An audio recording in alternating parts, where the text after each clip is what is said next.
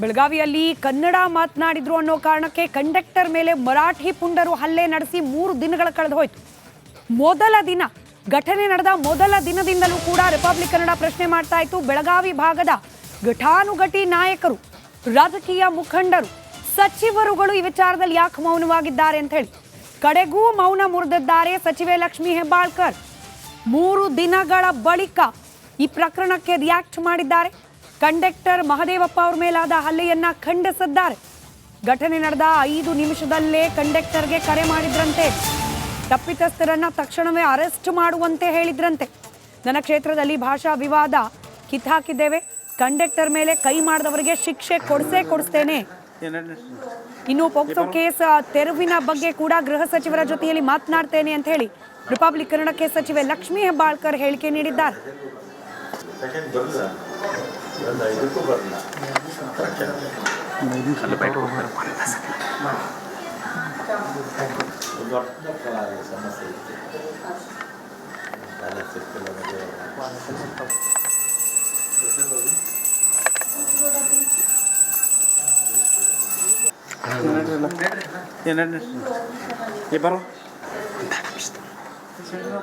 ಬೆಳಗಾವಿಯಲ್ಲಿ ಕಂಡಕ್ಟರ್ ಮೇಲೆ ಮರಾಠಿ ಪುಂಡರು ನಡೆಸಿದ ಹಲ್ಲೆ ಪ್ರಕರಣ ಅದಾದ ನಂತರದಲ್ಲಿ ದುರುದ್ದೇಶದಿಂದ ಕಂಡಕ್ಟರ್ ಮೇಲೆ ಪೋಕ್ಸೋ ಕೇಸ್ ಹಾಕಿದ ವಿಚಾರಕ್ಕೆ ಸಂಬಂಧಪಟ್ಟಂತೆ ಕಡೆಗೂ ಸಚಿವೆ ಲಕ್ಷ್ಮೀ ಹೆಬ್ಬಾಳ್ಕರ್ ಪ್ರತಿಕ್ರಿಯೆ ನೀಡಿದ್ದಾರೆ.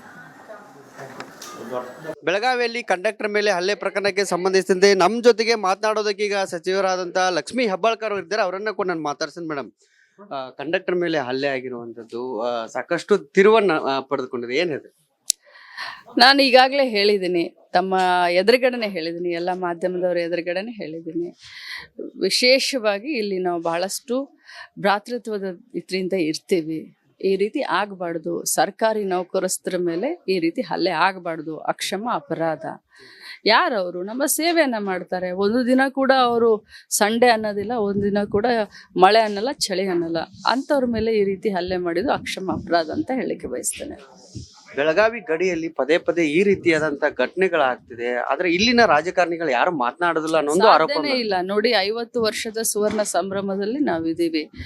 ಈ ರೀತಿ ಘಟನೆಗಳು ಯಾವಾಗ ಆಗ್ತವೆ ಆ ಪ್ರತಿ ಸಲನೂ ಕೂಡ ನಾವು ಮುಂದೆ ನಿಂತು ಮುಂಚೂಣಿಯಲ್ಲಿ ನಿಂತು ಯಾರಿಗೆ ಸೌಹಾರ್ದತೆ ಕೆಡಬಾರ್ದು ಅನ್ನೋಂಥ ನಿಟ್ಟಿನಲ್ಲಿ ನಾವೆಲ್ಲ ಕೆಲಸವನ್ನ ಮಾಡ್ತಾ ಇದ್ದೀವಿ. ಬೇರೆಯವ್ರ ಬಗ್ಗೆ ನಾನು ಮಾತನಾಡೋದಿಲ್ಲ. ಇವತ್ತು ನನ್ನ ಕ್ಷೇತ್ರದಲ್ಲಿ ಸಾಕಷ್ಟು ಅವರು ಮತದಾರ ಇದ್ದಾರೆ ಅಂತ ಹೇಳಿ ಓಲೈಸುವಂತ ಕೆಲಸ ಮಾಡೋದಿಲ್ಲ. ಪ್ರಾಮಾಣಿಕವಾಗಿ ಅಭಿವೃದ್ಧಿ ಪರವಾದಂಥ ಕೆಲಸವನ್ನ ಮಾಡಿಕೊಂಡು ಇಲ್ಲಿವರೆಗೆ ನಾನು ಬಂದಿದ್ದೀನಿ.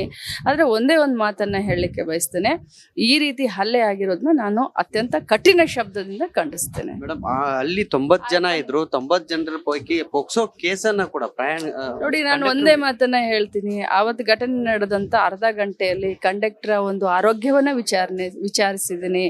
ಅದರ ಜೊತೆಯಲ್ಲಿ ಕಮಿಷನರ್ ಅವ್ರ ಜೊತೆ ನಾನು ಮಾತನಾಡಿದಾಗ ಅವರು ಬೆಂಗಳೂರಿನಲ್ಲಿದ್ರು. ನಿರಂತರವಾದಂಥ ಸಂಪರ್ಕದಲ್ಲಿದ್ದೀನಿ. DCFP ಅವ್ರನ್ನ ಸಿವಿಲ್ ಹಾಸ್ಪಿಟಲ್ಗೆ ನೀವು ಇಮಿಡಿಯೇಟ್ ಆಗಿ ಹೋಗಿ ಅಂತ DCP ಅವ್ರನ್ನು ಕೂಡ ಸಿವಿಲ್ ಹಾಸ್ಪಿಟಲ್. ಬೆಳಗಾವಿಯಲ್ಲಿ ಕನ್ನಡ ಮಾತನಾಡಿದ್ರು ಅನ್ನೋ ಕಾರಣಕ್ಕೆ ಕಂಡಕ್ಟರ್ ಮೇಲೆ ಮರಾಠಿ ಪುಂಡರು ಹಲ್ಲೆ ನಡೆಸಿ 3 ದಿನಗಳ ಕಳೆದು ಹೋಯಿತು. ಮೊದಲ ದಿನ ಘಟನೆ ನಡೆದ ಮೊದಲ ದಿನದಿಂದಲೂ ಕೂಡ ರಿಪಬ್ಲಿಕ್ ಕನ್ನಡ ಪ್ರಶ್ನೆ ಮಾಡ್ತಾ ಇತ್ತು. ಬೆಳಗಾವಿ ಭಾಗದ ಘಟಾನುಘಟಿ ನಾಯಕರು, ರಾಜಕೀಯ ಮುಖಂಡರು, ಸಚಿವರುಗಳು ಈ ವಿಚಾರದಲ್ಲಿ ಯಾಕೆ ಮೌನವಾಗಿದ್ದಾರೆ ಅಂತ ಹೇಳಿ ಕಡೆಗೂ ಮೌನ ಮುರಿದಿದ್ದಾರೆ ಸಚಿವೆ ಲಕ್ಷ್ಮೀ ಹೆಬ್ಬಾಳ್ಕರ್. 3 ದಿನಗಳ ಬಳಿಕ ಈ ಪ್ರಕರಣಕ್ಕೆ ರಿಯಾಕ್ಟ್ ಮಾಡಿದ್ದಾರೆ. ಕಂಡಕ್ಟರ್ ಮಹದೇವಪ್ಪ ಅವರ ಮೇಲಾದ ಹಲ್ಲೆಯನ್ನ ಖಂಡಿಸಿದ್ದಾರೆ. ಘಟನೆ ನಡೆದ 5 ನಿಮಿಷದಲ್ಲೇ ಕಂಡಕ್ಟರ್ಗೆ ಕರೆ ಮಾಡಿದ್ರಂತೆ. ತಪ್ಪಿತಸ್ಥರನ್ನ ತಕ್ಷಣವೇ ಅರೆಸ್ಟ್ ಮಾಡುವಂತೆ ಹೇಳಿದ್ರಂತೆ. ನನ್ನ ಕ್ಷೇತ್ರದಲ್ಲಿ ಭಾಷಾ ವಿವಾದ ಕಿತ್ತಾಕಿದ್ದೇವೆ, ಕಂಡಕ್ಟರ್ ಮೇಲೆ ಕೈ ಮಾಡಿದವರಿಗೆ ಶಿಕ್ಷೆ ಕೊಡಿಸ್ತೇನೆ. ಇನ್ನು ಪೋಕ್ಸೋ ಕೇಸ್ ತೆರವಿನ ಬಗ್ಗೆ ಕೂಡ ಗೃಹ ಸಚಿವರ ಜೊತೆಯಲ್ಲಿ ಮಾತನಾಡ್ತೇನೆ ಅಂತ ಹೇಳಿ ರಿಪಬ್ಲಿಕ್ ಕನ್ನಡಕ್ಕೆ ಸಚಿವೆ ಲಕ್ಷ್ಮೀ ಹೆಬ್ಬಾಳ್ಕರ್ ಹೇಳಿಕೆ ನೀಡಿದ್ದಾರೆ.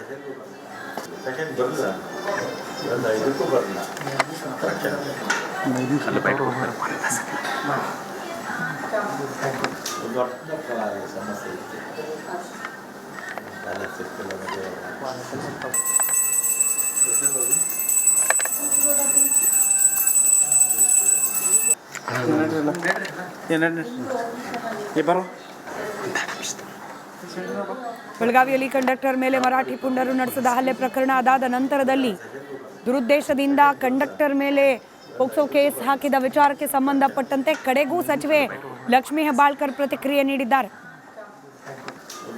ಬೆಳಗಾವಿಯಲ್ಲಿ ಕಂಡಕ್ಟರ್ ಮೇಲೆ ಹಲ್ಲೆ ಪ್ರಕರಣಕ್ಕೆ ಸಂಬಂಧಿಸಿದಂತೆ ನಮ್ಮ ಜೊತೆಗೆ ಮಾತನಾಡೋದಕ್ಕೆ ಈಗ ಸಚಿವರಾದಂತ ಲಕ್ಷ್ಮೀ ಹೆಬ್ಬಾಳ್ಕರ್ ಇದ್ದಾರೆ, ಅವರನ್ನ ಕೂಡ ನಾನು ಮಾತಾಡ್ತೀನಿ. ಮೇಡಮ್, ಕಂಡಕ್ಟರ್ ಮೇಲೆ ಹಲ್ಲೆ ಆಗಿರುವಂತದ್ದು ಸಾಕಷ್ಟು ತಿರುವನ್ನ ಪಡೆದುಕೊಂಡಿದೆ, ಏನಿದೆ? ನಾನು ಈಗಾಗಲೇ ಹೇಳಿದ್ದೀನಿ, ತಮ್ಮ ಎದುರುಗಡೆನೆ ಹೇಳಿದ್ದೀನಿ, ಎಲ್ಲ ಮಾಧ್ಯಮದವರ ಎದುರುಗಡೆನೆ ಹೇಳಿದ್ದೀನಿ.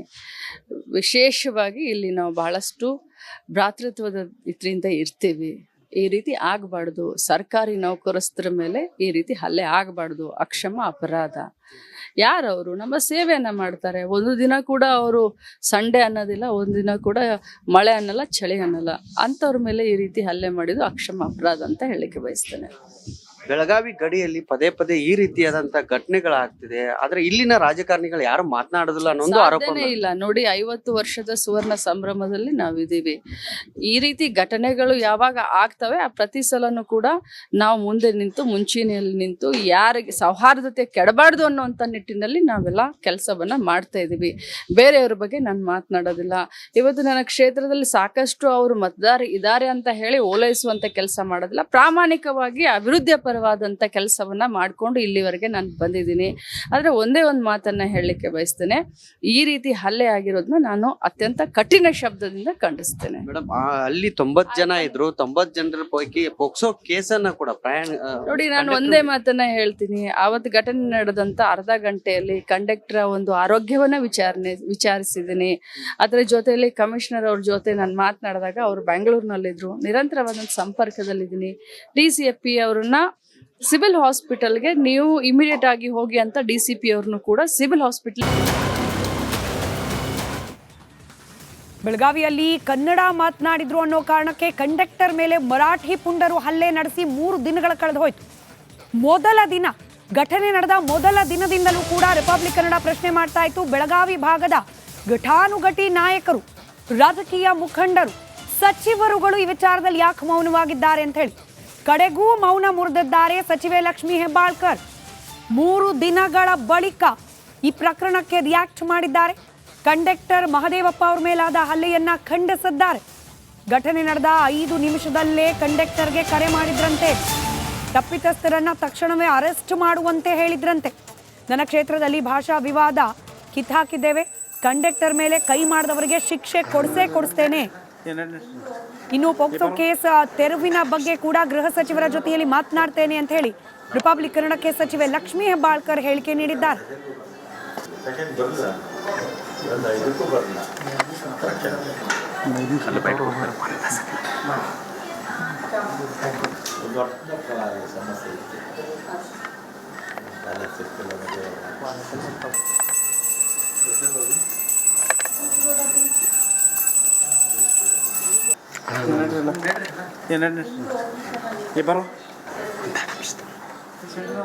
ಬೆಳಗಾವಿಯಲ್ಲಿ ಕಂಡಕ್ಟರ್ ಮೇಲೆ ಮರಾಠಿ ಪುಂಡರು ನಡೆಸಿದ ಹಲ್ಲೆ ಪ್ರಕರಣ ಅದಾದ ನಂತರದಲ್ಲಿ ದುರುದ್ದೇಶದಿಂದ ಕಂಡಕ್ಟರ್ ಮೇಲೆ ಪೋಕ್ಸೋ ಕೇಸ್ ಹಾಕಿದ ವಿಚಾರಕ್ಕೆ ಸಂಬಂಧಪಟ್ಟಂತೆ ಕಡೆಗೂ ಸಚಿವೆ ಲಕ್ಷ್ಮೀ ಹೆಬ್ಬಾಳ್ಕರ್ ಪ್ರತಿಕ್ರಿಯೆ ನೀಡಿದ್ದಾರೆ.